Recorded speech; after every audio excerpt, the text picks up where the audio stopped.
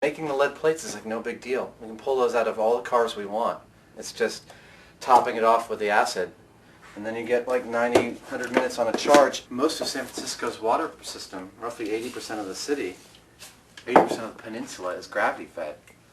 So we thought water would be one of the first things to go, and in fact it's actually survived quite well. God bless the city planners. I mean, it's a very serviceable system.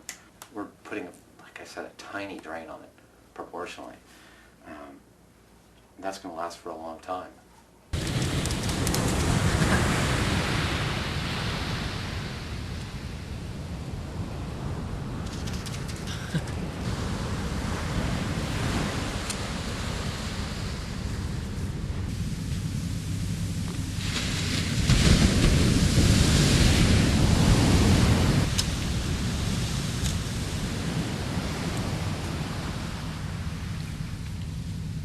I've had some of the salmon jerky. It's great. Some of the fish jerky. Took us a long time to learn how to do it though, boy. We ate some stanky stuff. Before, when we weren't deprived, you have everything. So your body's not calling the shots. It's your head and you're basically just your palate. You get what you want. Canned food, nutritionally speaking, isn't very good. A lot of times we'll just be hunting, you know, trying to round up some squirrels or opossum, raccoon. Yeah, you can still get, you know, spices, things to make food pretty good. We figured out a good trick too, and that is you can watch the packs of dogs where they go. It's guaranteed that there's game and food, edible things there. You follow a bunch of dogs, guaranteed you'll find, you know, quail, duck, rabbit, things like that. You just got to be careful that they don't turn on you.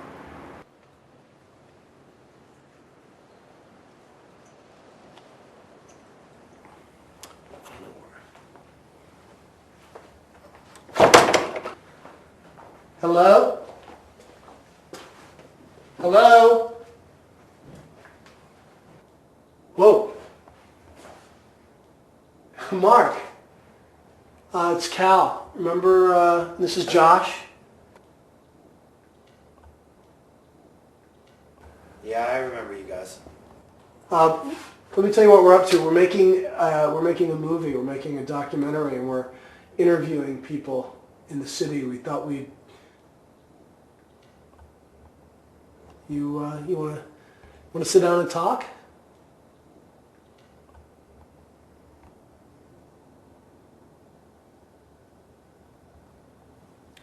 Yeah. All right. Okay. Are you alone? Yeah, we're totally alone. It's just me and him. How did you guys know I was here? Somebody saw you around town yesterday. We just started looking around. We saw Alright. it kind of looked inhabited. Nobody else came with you? Nobody. It's just me and him. Can we come up?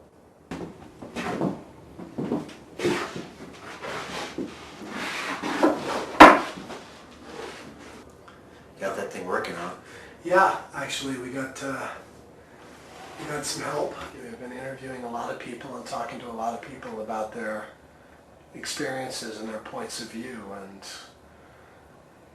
like I said, we heard you were back in town. We thought we'd maybe talk. Do you know what people are thinking? Do people know that I'm back? Yeah. A lot of people know that I'm back. Yeah, people are aware that you're back. I don't know anything about what's going on through people's heads. I know some people are too happy. No. I'm frightened to have Mark back in the vicinity. I mean, part of me is extremely fond of Mark.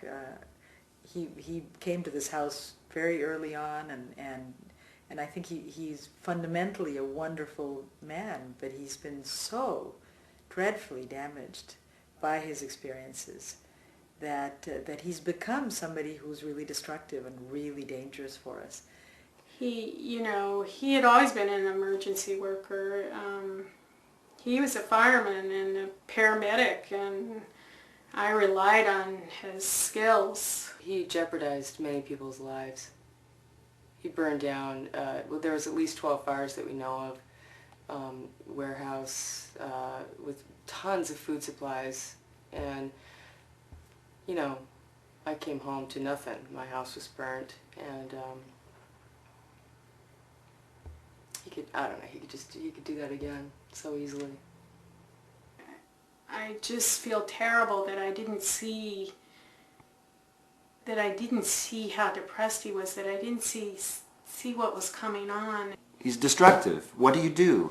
There's a certain responsibility we've got for it because we're all human. We can either, what do? Shoot him on the spot? Try to catch him? We tried to get rid of him. We took him to Treasure Island, pointed the way towards Oakland, towards the rest of the country, and told him to get the hell out. And I was in that party, and we scared the hell out of him. And I thought, looking at his face as he was walking away, that I wasn't going to see him again. But, you know, to me it was not an idle threat that if he came back we'd have to kill him.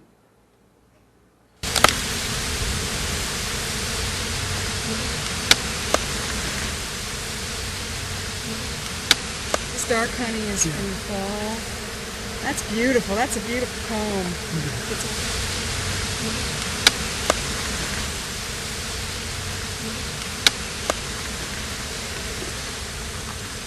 Who raises the bees around here? Well, we all do. We keep the hives up near the back there. But actually, I meant to remind you guys that as it gets warmer, we have to close the windows because at night, if we have the light inside, we'll get stung. Oh, I should have made a fruit salad. Should I make a fruit salad? It's fine. Should I? Sit down, honey, no problem. come on. Sit down. Yeah. Okay. Sally? No guns to do. She always Try to be does this. civilized. My most vital thrust with this house and with all that I'm doing with my life is to provide a safe place for women and children. I think that's what I'm here to do. As to, you know, how it all started, well, I had, you know, I tried to continue with my life. I tried to keep a sense of normalcy just for my own sanity. So I would light candles and lamps that I had every evening and try to keep some kind of a routine. And people would be attracted to the lights. I live on top of a hill, and people would show up, you know, children, men and women. It's a place for people as community grows around here. I mean, mi casa, tu casa, you know. People come and it's a safe haven for people to create and, you know, drink tea and write. Was there a tradition then of hunting and fishing in your family as you were growing up? Not as I was growing up, but my grandfather was a hunter. Yeah? Thank you. Where was your grandfather from? Southern Illinois. Yeah, we have some boys and girls here that would definitely benefit from going with you on your hunting expedition. Not quite yet.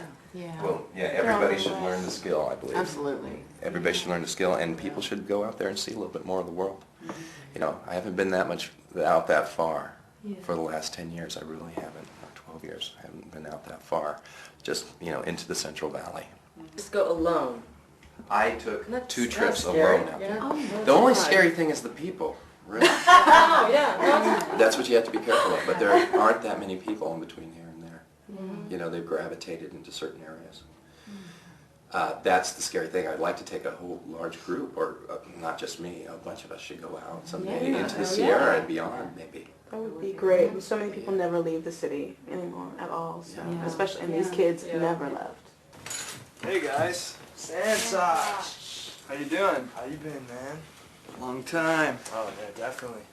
When'd you get in? Just yesterday. How long did it take you this time? Record time, 3 days. Whoa. Yeah, your chain's pretty fucked, dude. Yeah, I could use a little work. These things, some spokes. I think I'm just gonna switch out your chain for you.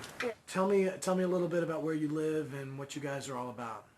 I mean, just because I know you guys, I'll tell you. But we have a few, what we call seers or masters that have a pretty good perception of things in the world. And it just goes beyond the I Ching or the Oracle. I mean, they can really see. We're trying to produce an environment where there's no hate or fear and people work in harmony and cooperation with one another. Down here you might have some misconception that we're a Luddite community or that we're, you know, some weird cult or something, but we're just loving people. We just prefer to be up in more spread out areas and not so condensed like you guys here in the city. I know it's only a couple hundred people, but to us, that's the whole northern frontier.